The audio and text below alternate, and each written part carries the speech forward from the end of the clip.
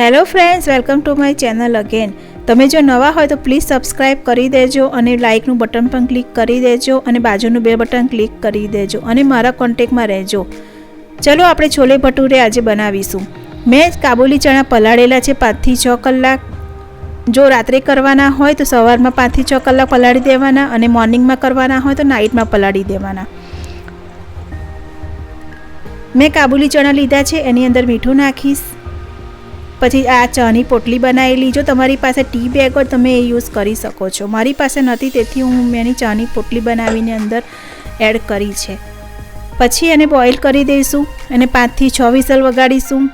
હવે બીજી સાઈડ આપણે ભટુરેનો લોટ બાંધીશું. મેદાનો લોટ લીધો છે મેં 1 બાઉલ એન્ડ હાફ. પછી એની અંદર વેજીટેબલ ઓઇલ એડ કરેલું છે, મીઠું અને અજમો એડ કરેલો છે મેં. અજમો એટલા માટે કે ડાયજેસ્ટ થઈ જાય એટલા માટે. થોડું થોડું પાણી રેડીને લોટ બાંધવાનો છે. મેન ફોકસ તમારે લોટ બાંધવામાં રાખવાનો છે જેથી ભટુરે ફૂલશે અને એકદમ સોફ્ટ બનશે.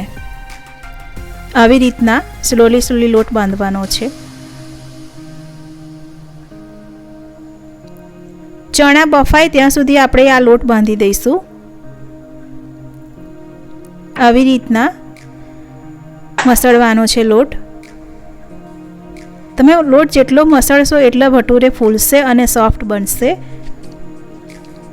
વેજીટેબલ ઓઇલ એડ કરીશ.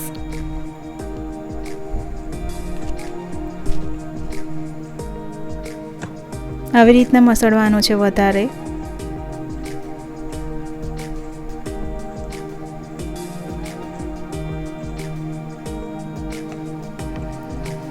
લોટ બંધાઈ ગયો છે. હવે એને સાઈડમાં મૂકી દઈશું. હવે ચેક કરી લઈશ ચણા બફાઈ ગયા છે.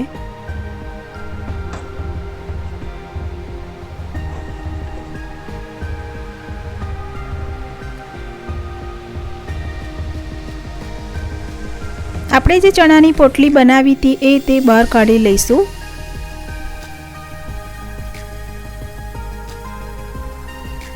હવે સાઈડમાં મૂકી દઈશું. પછી એક પેનમાં બટર નાખીશ, વેજીટેબલ ઓઇલ એડ કરીશ. તમારે એકલું બટર યુઝ કરવું હોય તમે કરી શકો છો.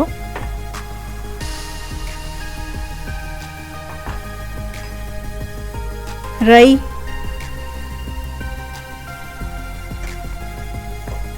હલાવીશું આવી રીતના.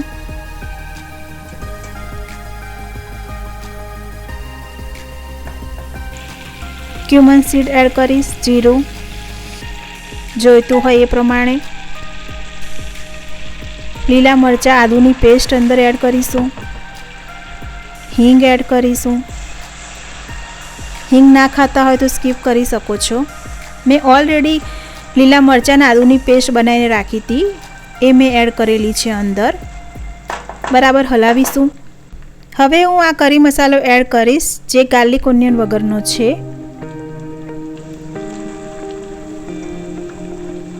એનાથી ટેસ્ટ બહુ સારો આવતો હોય છે. બરાબર હલાવીશું. પછી મેં ટામેટાની પ્યુરી જે બનાવી હતી એ હું અંદર એડ કરીશ. મેં 2 ટામેટા લીધેલા મીડિયમ સાઇઝના. બરાબર મિક્સ વેલ કરીશું આવી રીતના. 5 મિનિટ સુધી.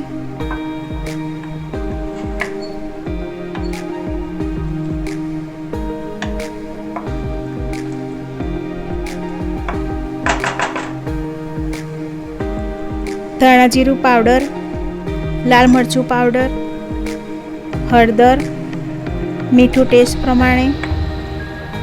બરાબર હલાવીશું.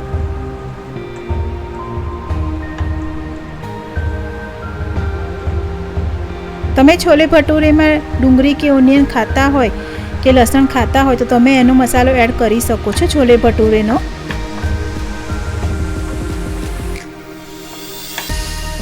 હવે એના ઉપર ઢાંકણ ઢાંકી દઈશું આપણે.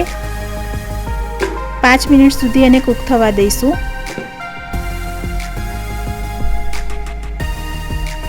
હવે જોઈ લઉં છું.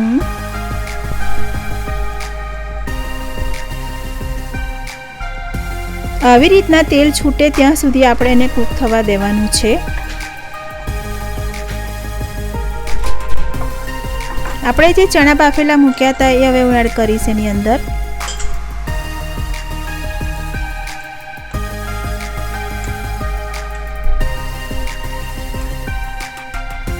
આવી રીતના બરાબર હલાવવાનું છે એને.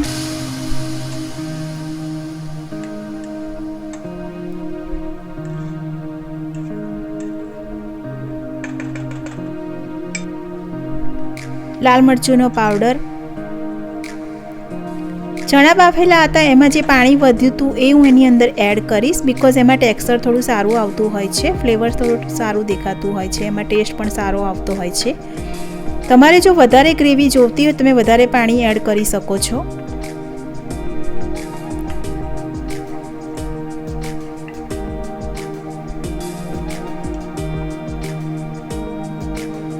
બરાબર મિક્સ વેલ કરવાનું છે, કૂક થવા દેવાનું છે એને. આપણે ચણામાં ઓલરેડી જ્યારે બાફતી વખતે મીઠું એડ કરેલું, એટલે બહુ મીઠું અંદર આપણે એડ નહીં કરીએ અત્યારે. અને આવી રીતના એને ક્રશ કરી નાખવાનું છે, જેથી એનો રસો ઘટ થાય, ગ્રેવી ઘટ થાય થોડી. જો આવી રીતના.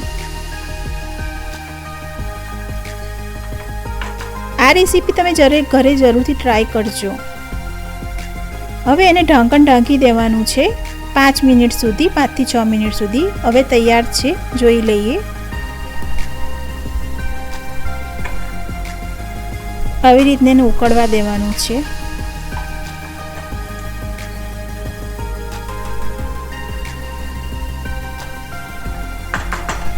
જો ગ્રેવી થીક થઈ ને સરસ રીતે.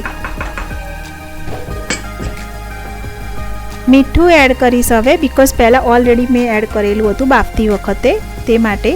સુગર એડ કરીશ. સ્વીટ ના ખાતા હોય તો તમે એને સ્કીપ કરી શકો છો.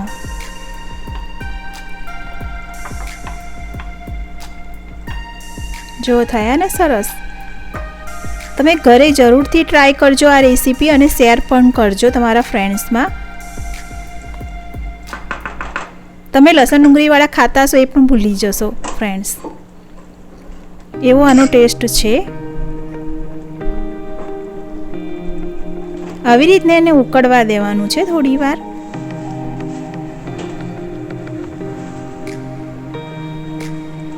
હવે ઓલમોસ્ટ રેડી છે.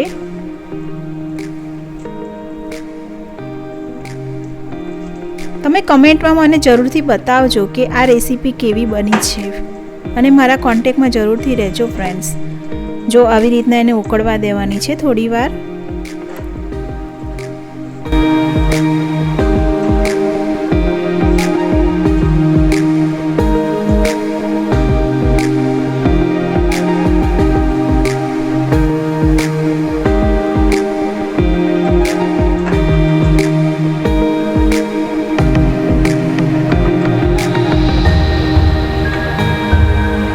હવે પછી આપણે એનો ગેસ બંધ કરી દઈશું. અને મેં એમાં ફ્રેશ ધાણા એડ કરેલા છે. હવે રેડી છે સર્વ કરવા માટે ફ્રેન્ડ્સ. પ્લીઝ જરૂરથી મને બતાવજો કે તમને આ છોલે કેવા લાગ્યા. હવે બીજી સાઈડ આપણે ભટુરે બનાવીશું ફ્રેન્ડ્સ. જુઓ, જે આપણે કર્યા હતા બીજી સાઈડ આપણે ભટુરે બનાવીશું. લોટ બાંધીને મૂક્યો તો આપણે આવો મુલાયમ લોટ બાંધવાનો છે ફ્રેન્ડ્સ તમારે. એમાં થોડો લોટ નાખીને હું મસળીશ.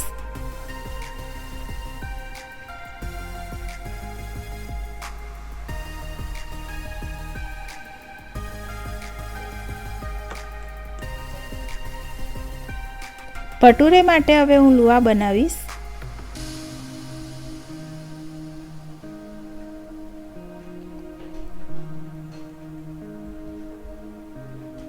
આટલી સાઈઝનો આપણા કરવાના છે, બહુ મોટા નહીં બહુ નાના નહીં. લોટનું અટામણ લઈને હવે ભટુરે કરવાના છે.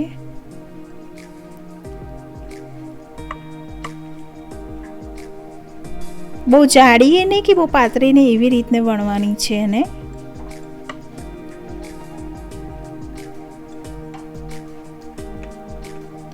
મેં એની અંદર અજમો એટલા માટે નાખેલો કે મેદો છે એ ડાયજેસ્ટ માટે બહુ થોડો હાર્ડ પડતો હોય છે, એટલે તમે અજમો નાખો તો એ ડાયજેસ્ટ જલ્દી થઈ જતું હોય છે અને પેટમાં કંઈ તકલીફ નથી થતી તે માટે. અમુક લોકો નથી નાખતા, પણ મેં એટલા માટે નાખ્યો હતો બિકોઝ એ મેદાનો ફ્લોર હતો એટલા માટે. આવી રીતના બહુ જાડી નહીં બહુ પાતળી નહીં, એવી રીતના. હવે એક પેનમાં મેં હોટ ઓઇલ લીધેલું છે. હવે હું જોઈ જાઉં કે તેલ આવ્યું છે કે નથી આવ્યું.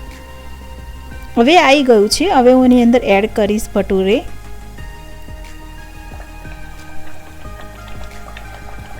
તમે જુઓ કેવો સરસ રીતને ફૂલે છે અને કેટલા સરસ સોફ્ટ પણ થયા છે.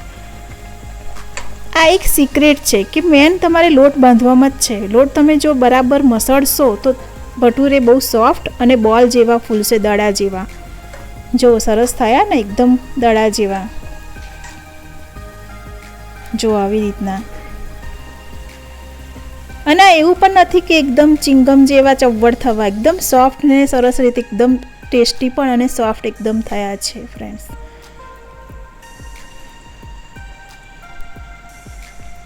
પ્લીઝ મને કમેન્ટ બોક્સમાં બતાવજો ફ્રેન્ડ્સ કે તમે જે આ ઘરે બનાવો છો એ કેવા થયા છે અને આ મારી રેસીપી પણ કેવી લાગી તમને.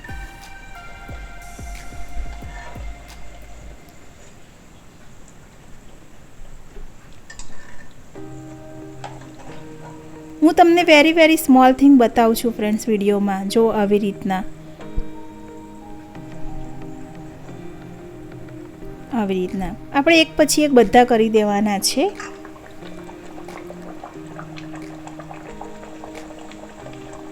ગેસ બહુ એકદમ મીડિયમ નહીં, એકદમ સ્લો નહીં, થોડો ફાસ્ટ રાખવાનો છે તો જ ભટુરે ફૂલશે. ઇવન તમે એકદમ એની ફ્લેમ, ગેસની ફ્લેમ સ્લો રાખશો, ધીમી રાખશો તો એ ફૂલશે નહીં.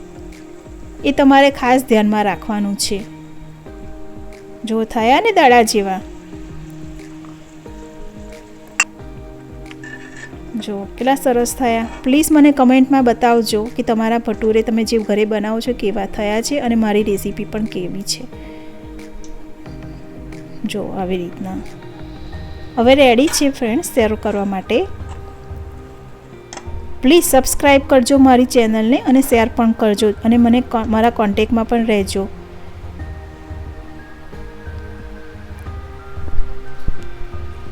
Thank you so much friend watching the video.